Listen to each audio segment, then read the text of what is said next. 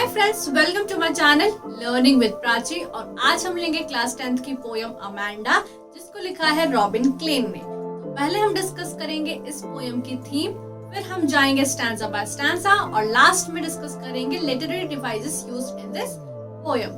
So let's get started.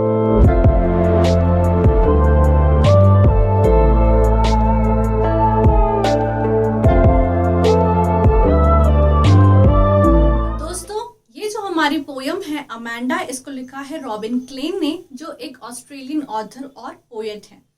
अब ये जो पोयम है अमेंडा, इसमें बात हुई एक छोटी लड़की की who is constantly pointed out by her mother for her mistakes. यानी कि अमेंडा की मम्मी हमेशा ही अमेंडा को डांटती रहती हैं कि अमेंडा ऐसे मत बैठो, ये मत करो, वो मत करो, जिसके कारण अमेंडा काफी इरिटेटेड और फ्रस्ट्रेटेड हो जाती हैं और अपनी ही एक इमेजिनरी दुनिया में खो जाती हैं। This poem also talks about how difficult it can get for a young girl to grow up. क्योंकि girls are always expected to behave in a certain way. ठीक है, जोर से बात मत करो, अच्छी स्किन रखो, अच्छे बाल रखो, अच्छे से बात करो, सॉफ्ट स्माइल करो। ठीक है, तो अमेंडा की जो मम्मी है, she wants to conform to the norms of the society. ठीक है, कि अमेंडा भी एक पर्टिकुलर नॉर्म को फॉलो करे, सोसाइटी के रूल को फॉलो करे, इसलिए वो अमेंडा को डांटती रहती हैं। ठीक है, हमको ये बात नहीं भूलना चाहिए कि छोटे बच्चे एक कच्चे घड़े के समान होते हैं। ठीक है, उनको जैसे मोल्ड करेंगे वो वैसे ही बड़े होंगे। इसीलिए पेरेंट्स का व्यू भी इस पोयम में इम्पॉर्टेंट है। अमेंडा की मम्मी उनको इसलिए डांटती रहती है ताकि अमेंडा में अच्छी हैबिट्स इनकलकेट हो। वहीं अमेंडा का पॉइंट ऑफ व्यू भी इम्पॉर्टेंट है, क्योंकि वो अभी छोटी एज में है, तो उनका थोड़ा सा रिबेलियस नेचर है। ठीक है, उनको बार बार टोकना अच्छा नहीं लगता है और वो काफ़ी इरिटेटेड हो जाती हैं। ठीक है, तो यही हम इस पोयम में डिस्कस करेंगे कि अमेंडा को उनकी मम्मी क्या क्या बोलती है और अमेंडा कैसे उन चीज़ों से फ्रस्ट्रेट होकर अपनी ही इमेजिनरी दुनिया में खो जाती है। तो दोस्तों, अब हम डिस्कस करेंगे इस पोयम को स्टैंजा बाय स्टैंजा। तो स्टैंजा नंबर 1 है, Don't bite your nails, Amanda. Don't hunch your shoulders, Amanda. Stop that slouching and sit up straight, Amanda. अब आप या तो इन लाइंस को ऐसे देख सकते हो कि अमेंडा की मम्मी अमेंडा को डांट रही है, उनकी मिस्टेक्स पॉइंट आउट कर रही है, या तो आप ऐसे देख सकते हो कि अमेंडा की जो मम्मी है वो अमेंडा में गुड हैबिट्स इनकलकेट करने की कोशिश कर रही है। ठीक है, ताकि अमेंडा अच्छी आदतों को सीखे और बुरी आदतों को छोड़ दे। तो अमेंडा की मम्मी क्या बोल रही है कि Amanda don't bite your nails. नाखून खाना तो अच्छी बात नहीं होता है, इसलिए उनकी मम्मी बोल रही है कि Amanda don't bite your nails. Don't hunch your shoulders. Hunch का मतलब क्या होता है? झुक के बैठना। ठीक है, झुक के बैठते हैं तो क्या पीठ में दर्द हो जाता है और अच्छी बात नहीं है झुक के बैठना। इसलिए अमेंडा की मम्मी बोल रही है कि अमेंडा ऐसे झुक के मत बैठो, स्ट्रेट बैठो। Stop that slouching. स्लाउचिंग का मतलब होता है to stand in a very lazy manner. तो उनकी मम्मी बोल रही है कि आलसी छोड़ दो Amanda and sit up straight, यानी एकदम स्ट्रेट बैठो। ठीक है, तो उनकी मम्मी या तो उनको हिदायत दे रही है, समझा रही है, या फिर यू कैन से कि पॉइंट कर रही है अमेंडा की मिस्टेक्स को। ठीक है, अब ये जो लाइन है ये अमेंडा की मम्मी उनको बोल रही है, लेकिन अमेंडा अंदर से इतनी फ्रस्ट्रेट हो चुकी है कि क्या मम्मी हर बात पे आप मुझे पॉइंट आउट करते हो, ऐसे मत करो, वैसे मत करो, और वो अंदर से बहुत ज़्यादा इरिटेट हो गई है। तो वो अपनी एक इमेजिनरी दुनिया बनाने लगी है। ठीक है, अब वो इमेजिन क्या कर रही है? देयर इज अ लैंग्वेड एमरल्ड सी। ठीक है, लैंग्वेड का मतलब होता है बहुत रिलैक्सिंग। ठीक है, और सी को किससे कंपेयर किया है? एमरल्ड से। एमरल्ड जो होता है हमारा एक ग्रीन डायमंड होता है। ठीक है, तो हमारे सी को एक ग्रीन डायमंड से कंपेयर किया गया है, मतलब एक ग्रीन सी बताई गई है। ठीक है, where the sole inhabitant is me. Sole का मतलब होता है अकेला, इनहैबिटेंट का मतलब होता है एक पर्टिकुलर जगह पे रहने वाला, या तो इंसान या तो जानवर। ठीक है, तो यहाँ पे वो क्या बोल रही है? अ मर्मेड ड्रिफ्टिंग ब्लिसफुली। मर्मेड का मतलब क्या होता है? जल परी, जो कि एक फिक्शनल कैरेक्टर है। तो अमेंडा अपने आप को कैसे इमेजिन कर रही है कि वो एक मर्मेड है, एक जल परी है, और वो वहाँ पे काफी ज्यादा रिलैक्स महसूस कर रही है। क्यों? क्योंकि उसको कोई डांटने वाला नहीं है, कोई पिन पॉइंट करने वाला नहीं है कि अमेंडा ऐसे मत करो, वैसे करो। वो अकेली है वहाँ पे मरमेड के जैसे, जो कि एक सी में बहुत ही ड्रिफ्टिंग ब्लिसफुली का मतलब है जलपरी जब होती है, वो पानी में बहुत स्विफ्टली मूव करती है। तो she is imagining herself as a mermaid, कि मैं नदी में बहुत ही रिलैक्सिंग तरीके से स्विफ्टली धीरे धीरे मूव कर रही हूँ और मैं बहुत रिलैक्स फील कर रही हूँ, क्योंकि मुझे कोई डांटने वाला नहीं है, कोई पिन पॉइंट करने वाला नहीं है। इसलिए अमेंडा अपने आप को मर्मेड इमेजिन करके काफी खुश है। दोस्तों, हमारा स्टैंजा नंबर 2 है, did you finish your homework Amanda. अब फिर से उनकी मम्मी पूछ रही है अमेंडा से कि अमेंडा तुमने अपना होमवर्क कंप्लीट किया। Did you tidy your room Amanda. Tidy का मतलब है साफ करना, क्लीन करना। तो अमेंडा की मम्मी अमेंडा से पूछ रही है कि क्या तुमने अपना रूम साफ किया। I thought I told you to clean your shoes. तो अब अमेंडा की मम्मी बोल रही है कि मुझे लगता है मैंने तुमको अपने जूते साफ करने का बोला था, क्या तुमने अपने जूते साफ किए। अब यहाँ पे एक पर्सपेक्टिव ये है कि अमेंडा की मम्मी अमेंडा के लिए काफ़ी ज़्यादा कंसर्न्ड है, इसलिए वो उनसे पूछ रही है कि तुमने अपना होमवर्क करा कि नहीं, तुमने अपने शूज़ क्लीन करे कि नहीं, तुमने अपना रूम क्लीन करा कि नहीं। और अमेंडा इसको ऐसे ले रही है कि मम्मी मेरी मिस्टेक्स निकाल रही है, मुझे बार बार पूछ रही है कि तुमने ये करा कि नहीं, वो करा कि नहीं, जिसके कारण अमेंडा को काफी ज्यादा गुस्सा आ रहा है, इरिटेट हो रही है, वो फ्रस्ट्रेट हो रही है कि बार बार मुझे पिन पॉइंट करते रहते हो कि ये करा कि नहीं, वो करा कि नहीं।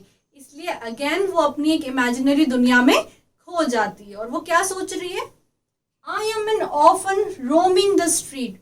ऑर्फन का मतलब होता है कोई ऐसा बच्चा या ऐसा इंसान जिसके पेरेंट्स नहीं होते। आपने अपनी गली में देखा होगा, छोटे छोटे बच्चे हैं, बाइसिकल टायर्स लेके घूमते रहते हैं, नंगे पैर, ठीक है, गलियों में घूमते रहते हैं। उनको देखने वाला कोई नहीं है, उनको ध्यान देने वाला कोई नहीं, कोई उनको डांटता नहीं है, कोई उनको पूछता नहीं है कुछ, है ना।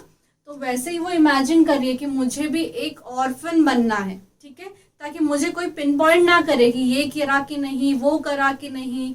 I pattern soft dust with my hushed bare feet। तो वो क्या इमेजिन कर रही है कि मैं नंगे पैर गलियों में घूम रही हूँ और जो मिट्टी है उसमें डिजाइन्स बना रही हूँ अपने पाँव से। The silence is golden, the freedom is sweet। अब वो अपने आप को इमेजिन करिए कि मैं ऑर्फन हूँ, तो मुझे कोई पूछने वाला नहीं है कि मैं क्या कर रही हूँ, ना ही कोई मेरी गलती बताने वाला है। तो ये जो साइलेंस है, जहाँ पे कोई मुझे कुछ नहीं कह रहा है, वो मुझे बहुत ही अच्छा लग रहा है। और ये जो मुझे आज़ादी मिली है एज अ ऑर्फन, वो मुझे बहुत ही अच्छी लग रही है। So she is dreaming of being an orphan.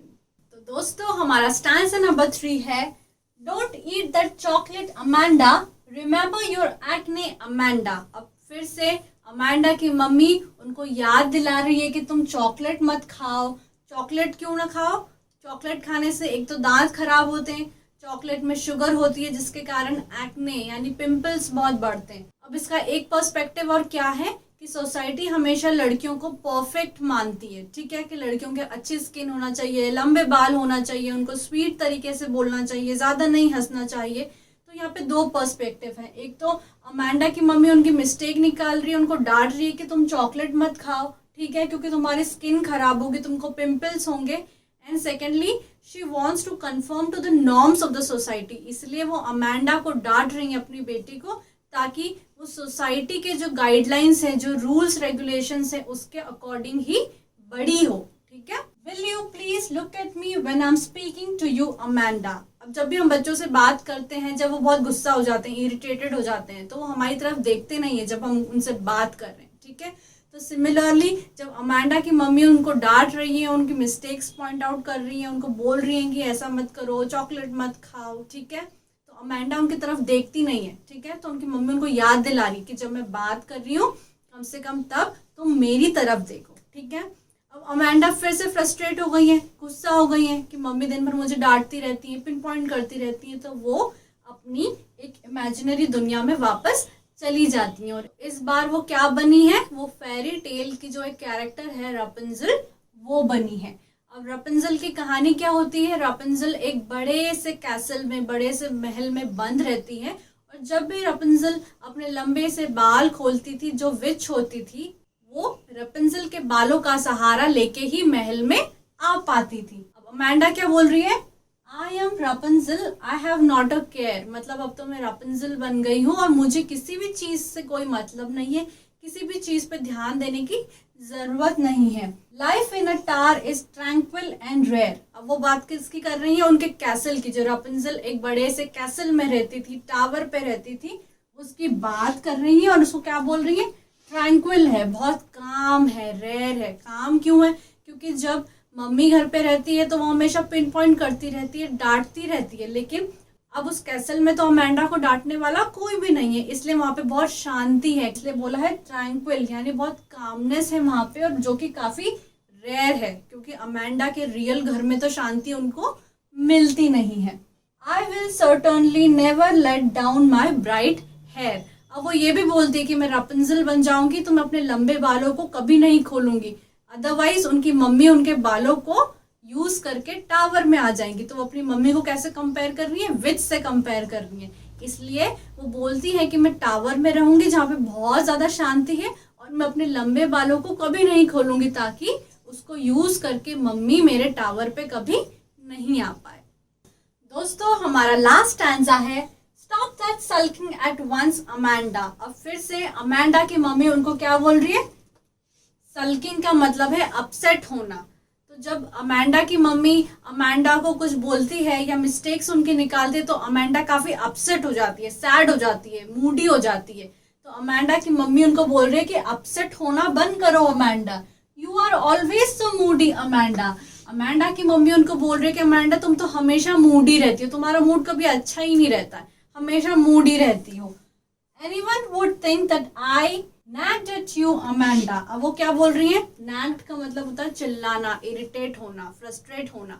तो अमेंडा की मम्मी बोल रही है कि ऐसे अपसेट होना बंद करो, मूडी होना बंद करो, अदरवाइज दूसरों को तो ऐसा लगेगा कि मैंने तुमको डांटा है, तुम पे चिल्लाया है। ठीक है, अब यहाँ पे ब्रैकेट में कुछ भी नहीं दिया है नीचे, जिसका ये मतलब है कि अमेंडा ने अब अपने आप को इमेजिन करना भी बंद कर दिया है। अमेंडा उस पॉइंट पे आ गई है जहाँ पे उनको इतना ज्यादा फ्रस्ट्रेशन, इरिटेशन, सैडनेस हो गया है कि उन्होंने अब खुद को इमेजिन करना भी बंद कर दिया। तो दोस्तों हमने पूरी पोयम में देखा कि कैसे अमेंडा की मम्मी अमेंडा को समझा रही हैं, या कह सकते हैं अमेंडा की मिस्टेक्स निकाल रही है। तो वो उनको क्या क्या बोलती है कि नाखून मत खाओ अपने, सीधे बैठो, होमवर्क फिनिश करो, रूम क्लीन करो, शूज साफ करो, चॉकलेट मत खाओ, मूडी मत बनो, अपसेट मत बनो। ठीक है, और अमेंडा अपने आप को क्या क्या इमेजिन कर रही है? पहले वो इमेजिन करती है अपने आप को एज अ मर्मेड, जो एक अकेली है पूरे सी में और खुद को बहुत ही रिलैक्स महसूस कर रही हैं। सेकेंडली वो अपने आप को एक ऑर्फन इमेजिन करती है, यानी कि एक अनाथ बच्चे की तरह जिसको स्ट्रीट्स में घूमने से कोई भी नहीं रोक रहा है और वो अपनी मनमानी कर रही हैं। एंड लास्ट में अपने आप को एक फेरी टेल कैरेक्टर की तरह इमेजिन करती हैं जिसका नाम है रापुंजल, जो अपने कैसल में अकेली रहती हैं और अपने लंबे बाल कभी भी नहीं खोलेगी ताकि कोई भी विच उनके कैसल तक नहीं पहुंच पाए। तो दोस्तों आइए देख लेते हैं क्या क्या लिटरेरी डिवाइसेस यूज हुए हैं इस पोयम में। तो पहला है एनाफोरा। एनाफोरा का मतलब होता है repetition of the same word in 2 और मोर लाइन्स, जैसे कि don't bite your nails Amanda, don't hunch your shoulders Amanda. तो जहाँ पे भी 2 लाइन या 2 से ज्यादा लाइन में डोंट का यूज हुआ है वहां पे एनाफोरा यूज हुआ है। दूसरा लिटरेरी डिवाइस जो यूज हुआ है वो है एसोनेंस। एसोनेंस का मतलब होता है कोई भी वॉवेल साउंड जो काफी ज्यादा बार एक ही लाइन में आता हो। ठीक है, डोंट हंच योर शोल्डर्स, इसमें ओ का साउंड है, काफी डोमिनेंट तरीके से आ रहा है, तो यहाँ पे एसोनेंस का यूज हुआ है। नेक्स्ट लिटरेरी डिवाइस जो यूज हुआ है वो है मेटाफर। मेटाफर क्यों होता है? जब कंपैरिजन करना हो। आपको याद है कि जो हमारी सी है उसको क्या बोला था? एमरल्ड सी, यानी सी को एक डायमंड से कंपेयर करा है जो ग्रीन कलर का है, तो सी को थोड़ा सा ग्रीनिश बताया है। तो यहाँ पे मेटाफर का यूज हुआ है। ऑल्सो अमेंडा कंपेयर कैसे कैसे किया गया है? मरमेड से, ऑर्फन से, रापुंजल से, तो ये भी मेटाफर का एग्जाम्पल हो सकता है। Next is alliteration. Stop that slouching and sit up straight में एस काफी बार आया है और स का साउंड बहुत प्रोमिनेंट तरीके से आया है, तो यहाँ पे एलिटरेशन यूज हुआ है। एंड लास्ट लिटरेरी डिवाइस जो यहाँ पे यूज हुआ है वो है एल्यूजन। एल्यूजन का मतलब होता है कुछ इमेजिनेशन करना। ठीक है, तो अमेंडा अपने आप को मर्मेड, एक इमेजिनरी क्रिएचर से कंपेयर करती है, तो यहाँ पे एल्यूजन का यूज हुआ है। तो ये थे हमारे सारे लिटरेरी डिवाइस जो यूज हुए थे पोयम में। तो फ्रेंड्स, ये था मेरी तरफ से इस पोयम का समराइजेशन। अगर आपको ये वीडियो अच्छा लगा हो तो वीडियो को लाइक कर दो, चैनल को सब्सक्राइब कर दो and wish you good luck for your exams.